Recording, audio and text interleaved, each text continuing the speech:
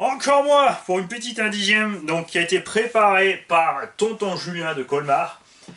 Et ensemble, on l'a reçu aussi d'un autre tonton. Ce sont donc les Huntsman, qui est devenu Team C, Madrat.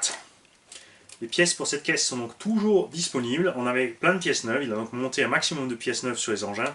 On a une transmission qui est neuve. On a noix de cardan et cardan dans un état impec. On a des fusées arrière alu. On a 4 amortos alu. Il faudra juste travailler le setup. Là, pour l'instant, il a mis la même huile partout. On est bien souple à l'avant, mais les pistons à l'arrière sont plus petits. On est donc trop dur à l'arrière. On a une carrosserie entière, un aile entier, cache de distribution, système de fixation de la batterie, un petit cerveau déjà à bord, pignon plastique qui devrait suffire largement pour cette bestiole, je ne sais plus lequel c'est qu'on a mis dedans. Fût à bas, c'est un fût à bas qui est dedans. Les tourelles en simple alu 60-61, fait maison. Et ben c'est juste bien fait, c'est super efficace, il y a même des finitions avec des petits trous pour faire un effet light, super boulot du précédent propriétaire. Je tiens à préciser. On a donc celui-ci qui est complet et ce qui est vraiment génial. Ça c'est ce que je préfère en fait, c'est ce qui est intéressant quand tu prends une occasion. Si elle est défoncée, c'est sûr c'est pas cool, mais si elle est en bon état, ce qui est super sympa, c'est le fait que tu as avec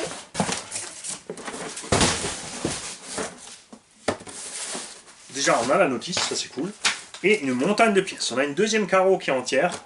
On a un châssis à qui il manque une petite patte de fixation ici, mais c'est pas très grave. On a des triangles, des fusées, des charpes caches de distribution. On a des pneus qu'il va falloir recoller, mais qui par contre, niveau texture, au toucher, sont clairement des pneus de compète. Made in France, Medial Pro, Crisp. Ça ressemble assez à ce qu'on a sur le petit LC Racing là-bas. Et ça, ça doit être d'enfer sur la terre poussiéreuse ou sur la moquette. Ça a l'air pas mal du tout. On a ici un aileron. Aileron qu'on utilisera pour la petite Tamiya là-bas. Hop, allez, adjugé vendu. On va compléter celle-là avec ça. Puisque celui-ci est entier. Et des amortos d'origine.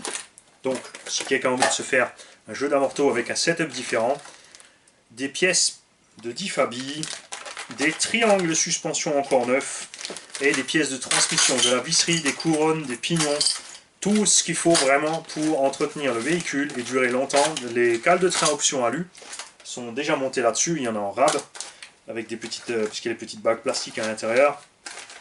Il y a tout ce qu'il faut.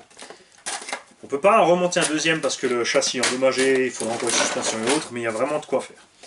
On avait reçu avec cet engin un petit moteur Léopard, 10 tours, 3900 kV, donc très bien adapté à un petit 2VD comme ça. Il avait été raboté pour entrer dedans, donc ça, forcément celui qui aura le véhicule doit le savoir, hein, c'est comme ça, nous on ne fait pas de cachotterie ici chez RC Garage. Et si vous voyez un truc qui est pas normal, qu'on n'avait pas dit sur la vidéo, c'est qu'on l'a oublié. Et là, vous avez le droit bien sûr de nous taper sur les doigts. Et donc ça, c'est un petit moteur par contre qui conviendra très bien. On va lui trouver un petit bario pour aller avec, puisque le cerveau est déjà à bord. Petite radio. J'ai des radios chinoises, comme je dis dans une autre vidéo, qui sont en route. On va tester, j'en ai pris une fois 3. C'est des radios à 20 balles, frais pour compris. Mais ça permettra de faire vraiment des engins à petit prix. Parce que l'électronique et le matos qu'on achète neuf, je le rends au prix, on l'a acheté, puisqu'on se débrouille en général pour l'avoir à un super bon prix. Et ça permet de racheter encore plus de matériel derrière. Et comme en plus on a une montagne de pièces, on est tranquille, et en plus de la montagne de pièces, je le répète, on peut trouver encore et toujours tout le matériel pour ce temps-là. Ça, c'est un engin qui est prévu à la base pour du tout-terrain, du vrai tout-terrain dans le sable, moteur à l'arrière, en porte-à-faux à l'arrière. On ne peut pas modifier la cellule pour passer... Enfin, je dis ça. Attends. Mani parle pas trop vite. Parce qu'ils ont fait une génération de buggy sur lequel tu peux passer la transmission à l'avant ou à l'arrière.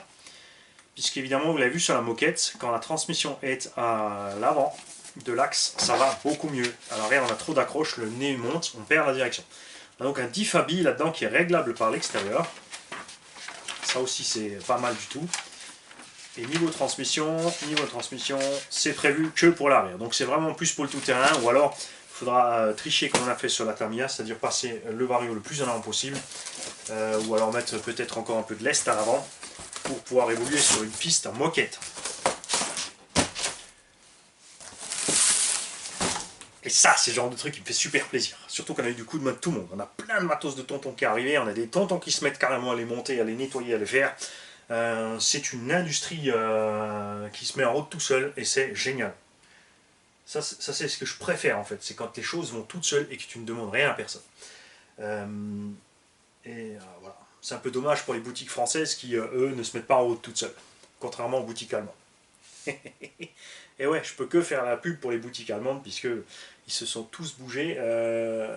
J'ai commandé dernièrement, je voulais commander du matériel en France.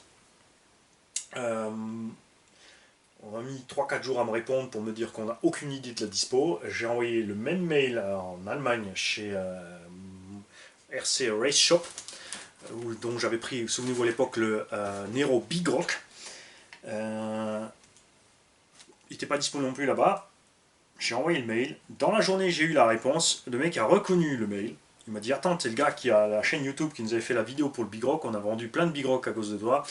Donc on t'offre les frais de port. On a eu il a dit: je me débrouille pour t'en trouver un. 48 heures après, il m'a mailé, c'est bon, il est posté, il arrive chez toi. Ça, c'est ce que j'appelle la classe. Salut les mecs.